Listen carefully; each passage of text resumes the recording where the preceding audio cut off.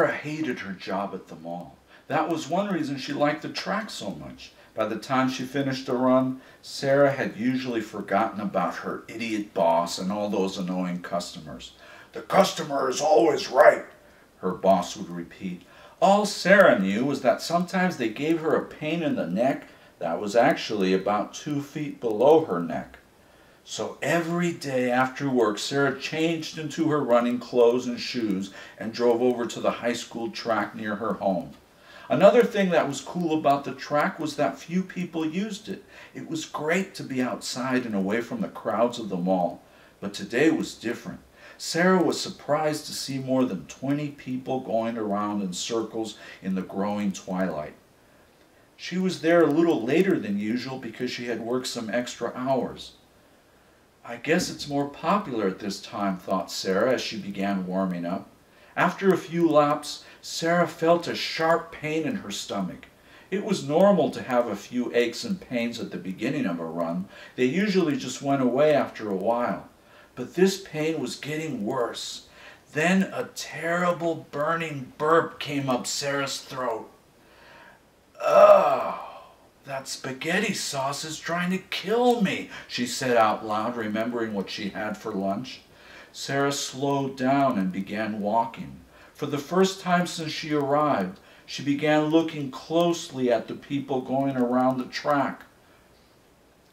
They were all walking slowly, and they were all dressed in church clothes.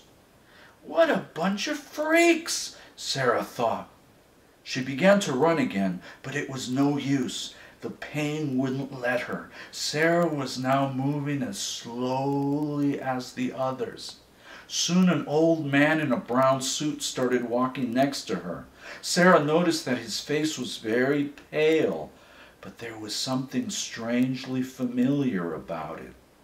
"Sarah," he said, "I have something to tell you." Sarah stopped and began to ask him how he knew her name. But then as the old man turned to face her, she saw that the other half of his face was completely eaten away. Screaming, Sarah started running. Forgetting about the pain, she ran as fast as she could. She ran to the parking lot, but her car wasn't there, so she kept running. She ran and ran and ran. She finally looked over her shoulder, hoping that the old man wasn't somehow chasing her. There was no one there.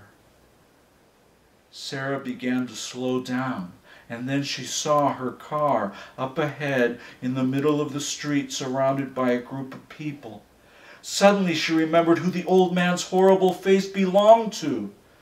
"Grandpa," she gasped, "but he's been dead for 10 years.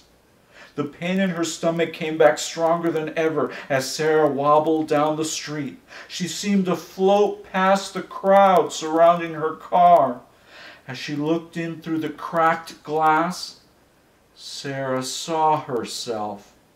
Her lifeless body was crushed under the steering wheel. Her eyes were open, but saw nothing. And there was a dark, growing stain over her stomach that wasn't just spaghetti sauce.